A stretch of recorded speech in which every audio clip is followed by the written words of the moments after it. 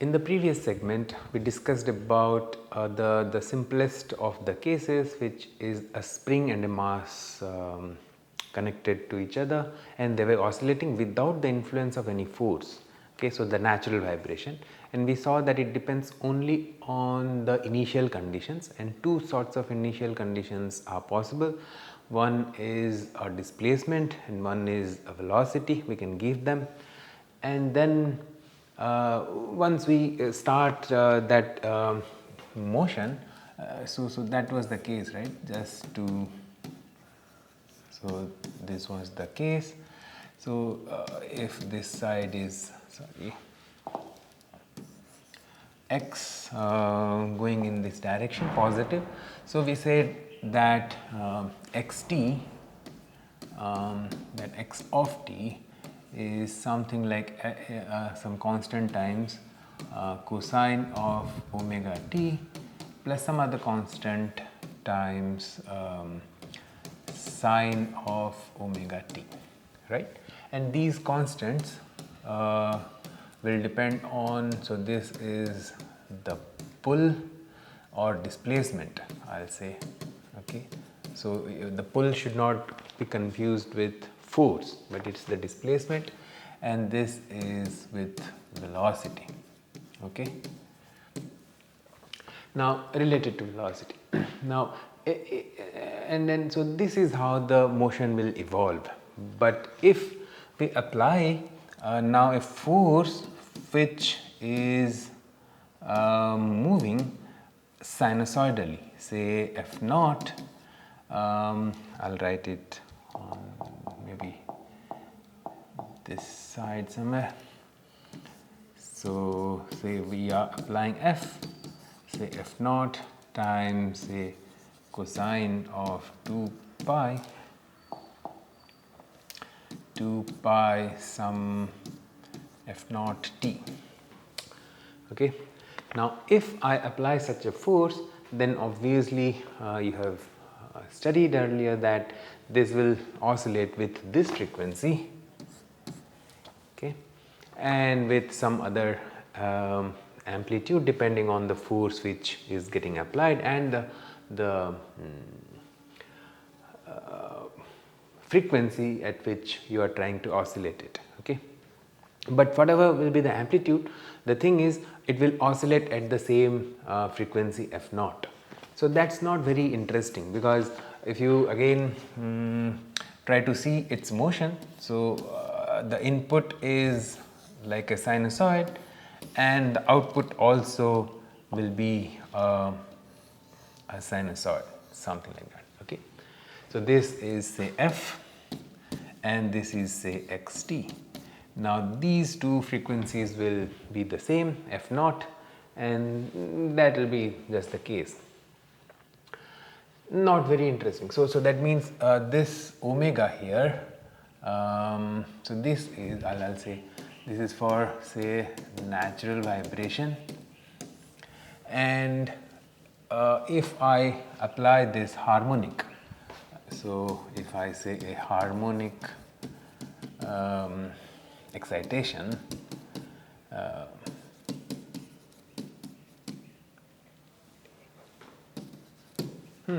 in case of a harmonic excitation, so this we will call a harmonic excitation because the sinusoid or of a certain frequency you are applying, then your xt will be something like, you know,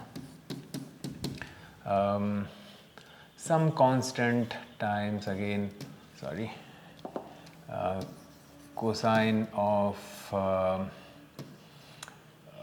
now omega naught t, I'll write, plus a1 times, let me do one thing, I'll change this to some other constants,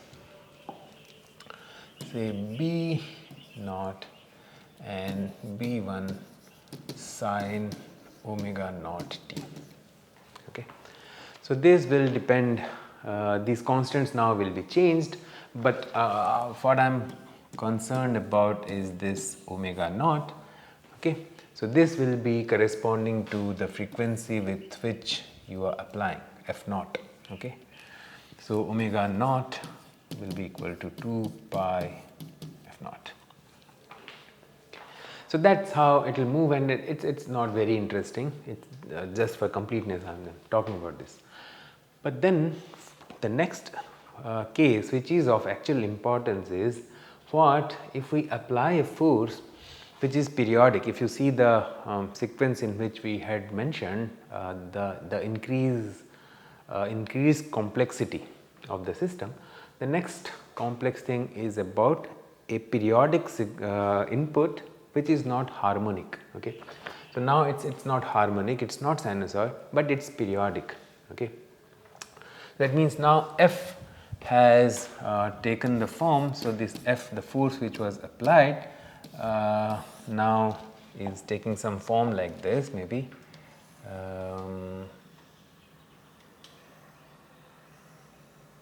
something like that. Okay, and it has got a period of say t. So after this time, the whole thing again is getting repeated. Okay. Now in such case, what happens? So the idea is, I'm coming to the concept of Fourier series. Okay. Now Fourier, he gave us the notion of splitting these things into simple harmonics, right? So it's like any such periodic signals can be thought of as a combination of many sinusoids. Now why is it so? We will just see, we will put it like this. Say if you have a signal, say again I'm trying to draw the same thing. Okay. Okay. Now if this is the period of the forcing function, or any signal for that matter, now we can talk in terms of a general periodic signal, not only force, it could be of displacement, it could be of anything. Okay. This side is time, so a time signal which is periodic in time. Okay. Now so the idea which Fourier had was like this. Now if it is a periodic thing, and if we can assume that it can be split into some other simpler functions, so they better be periodic, right? Because if you do not have periodic components, you cannot create a periodic whole, right? So that's the idea with which he started. So he said that if this is the base period of your main signal like this, so why don't we have, say, a signal which is like this, and again in fact it should be the full period, isn't it? It should be periodic. So let me put the curve like that, and what I mean is, say suppose, so this one, if I take this, now this will again be repeating after this, right?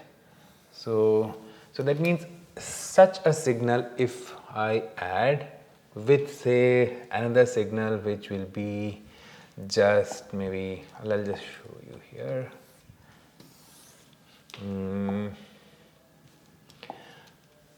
So it's say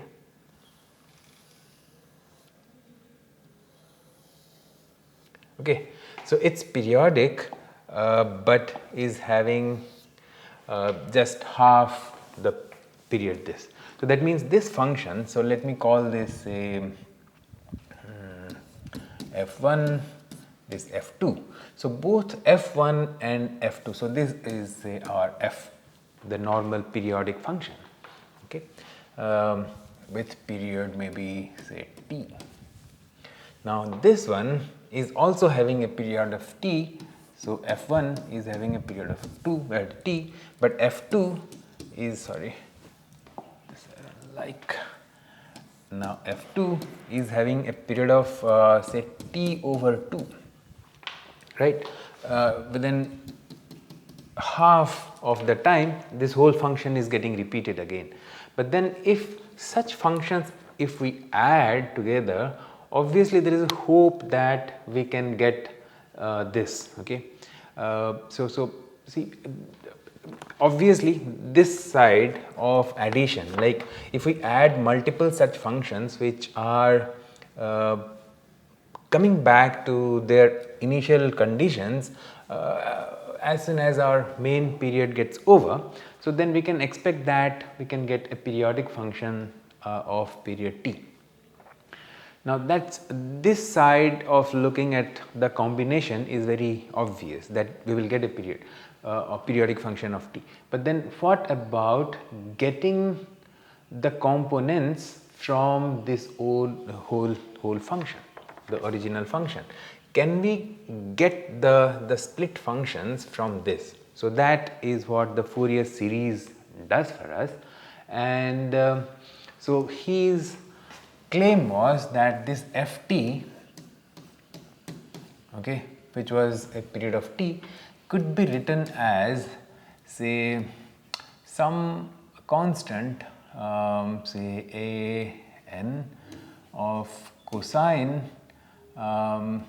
omega t, or say n omega t plus bn sine of n omega t. Okay. Now what this omega is, this omega corresponds to this time period. That means if this is the time period, now let me write that, say omega naught maybe, so that it will be less confusing. Suppose this is omega naught. Now omega naught will be corresponding to, say, 2 pi times some f naught, and that f naught is nothing but 1 over that t. Okay. So that means here, so if you see this diagram, the first when n is equal to, say, 1, you are getting omega naught t of cosine or sine. So here I have drawn the sine, but if I draw the cosine, it will also be the same situation, right. So this cosine also will just be repeating after this, and here also I could have drawn a cosine function which could be drawn, say, like this, like that, right. So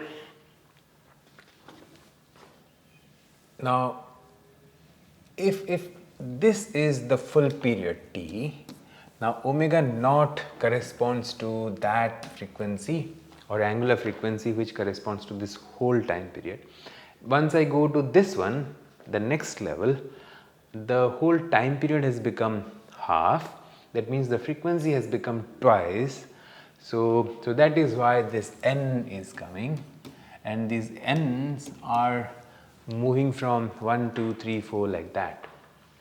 In fact, and there could be some DC value, that is the whole function has been lifted up, which will come from, when n is equal to 0, so that sine term goes away, this term becomes 1 and a naught. So that will be, if I write this in, say, extended form, just for clarity, you can have something like this: a naught plus a1 cosine of omega naught t plus b1 sine of omega naught t plus, so yeah, so a2 cos of 2 omega naught t plus b2 sine of 2 omega, sorry,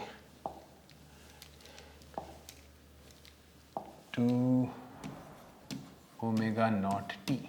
So like that, okay, and so on and so forth, plus a3 cosine of 3 omega naught t plus dot plus dot, okay. So like that it will just be that up to say infinite, and if we add whatever is required to be added to get this kind of a function. And so the main thing to note is that whatever this function is, it will come back to its original starting value within this time period. So that's the main concept with which he started and wrote these things. So now obviously what I was saying a bit earlier, now if you add like this, obviously you will get a function which is periodic in time with a period of t, okay, with omega naught being related like this. But then the difficult part was to get these functions or the contributions from these functions once we are knowing, once we are given with this periodic function t. That means it's something like, you know, it's easy to make a dish once the recipe is given. So this is like this. If you are given with these recipes, so your ingredients are like this, okay. Suppose you have these ingredients, 1 ingredient 2, ingredient 3, ingredient 4, so like that. There are so many ingredients, and the recipe tells you that okay, you have to add. So here there is an ingredient which is sitting here, 1, okay. So how much of each ingredient you have to add to make a particular dish? So it's very easy to do that. You just take say 30 grams of this, 40 grams of this, 20 grams of this, like that. So you add and you will come up with a recipe. But the idea is now you are given with the dish, and then you have to figure out what the ingredient quantities are, okay. These ingredient quantities, how much of each ingredient you should add to prepare that dish. So that is obviously a more difficult question than the forward thing, okay. So now how he did the means came up with the solution to that problem is the basic idea behind this is the feature that, now say if I say average of a sum is equal to the sum of the averages, sorry, okay. So if you have a sum and if you take the average, so that will be equal to the sum of the averages. So now if you correlate this here, so what he is trying to do is like this. Suppose ft is like this, and a naught plus a1 cosine of omega naught t plus b1 sine of omega naught t, etc. So plus a2, etc. Now these are, you know, the so this is a sum, okay. So this is the sum, it's a sum. So we need to if you average this out over a particular period, because this is a function which is of period t, so you can always take the average of this. So how to take the average of this sum? You just do that, you know, ft dt, you integrate over 0 to the time period t and you divide by t. So this thing is nothing but average of the sum. Now what is this side? The sum of the averages. So that means you are now summing all the averages. So basically what you need to do is you have to integrate everything here, so like that, over the same time period, 0 to t, 0 to t, like that. Okay, fine, and divide by 1 over t everywhere to get the average, get the average. Okay, fine.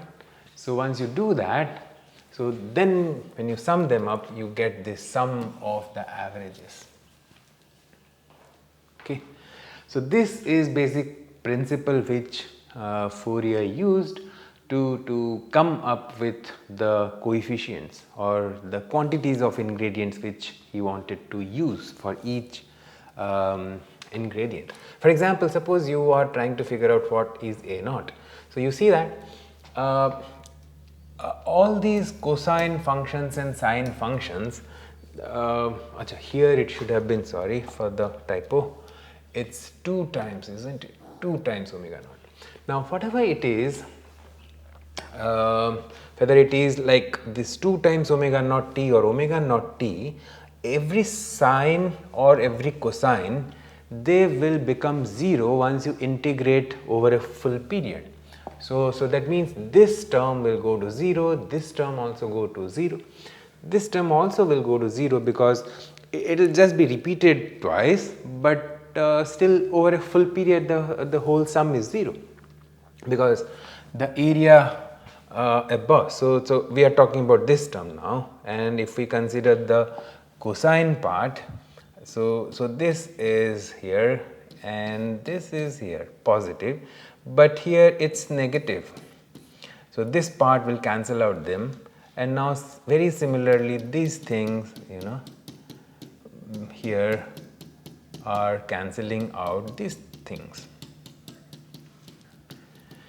Now like that, every cycle will be cancelled out inside this big cycle, and that's how the whole sum will become 0 and you are left with only this. So that means for the case of the constant, you will get here, you know, you will get 1 over t of integral a naught from 0 to t. Okay, so that is it. So that means and it's just a constant, so how much you will get?